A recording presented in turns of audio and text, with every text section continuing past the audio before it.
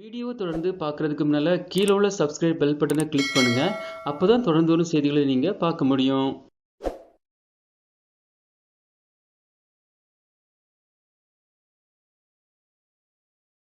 துடிதுடித்த தாயின் உயிரை அப்படியே ஆட்டோவை தூக்கி உயிரை காப்பாற்றிய பள்ளி மாணவியின் வைரலாகும் வீடியோ அனைவரையும் ஆச்சரியத்தில் ஆழ்த்தியுள்ளது.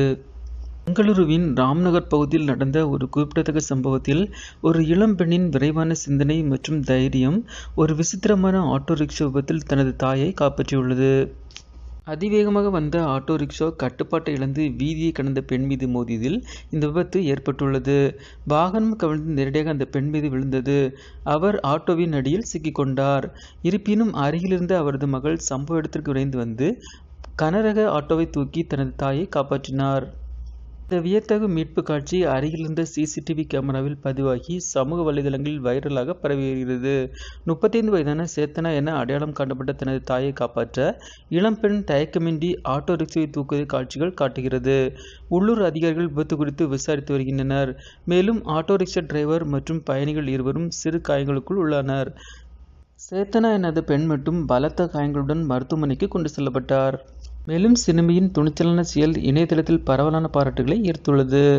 அதேபோன்று இந்த சம்பவம் நெருக்கடியான தருணங்களில் வெளிப்படும் வலிமை மற்றும் நெகிழ்ச்சியின் சக்தி வாய்ந்த தன்மையை காட்டுகிறது.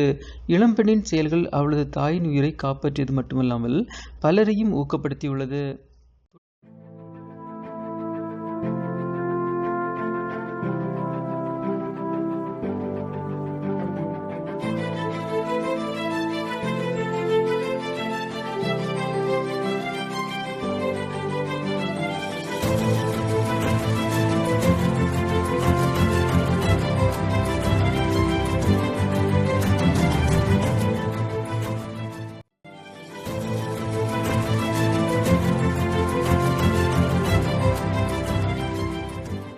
இந்த வீடியோ உங்களுக்கு பிடிச்சிருந்துச்சுன்னா லைக் பண்ணுங்கள், சேனலை சப்ஸ்கிரைப் பண்ணுங்கள்.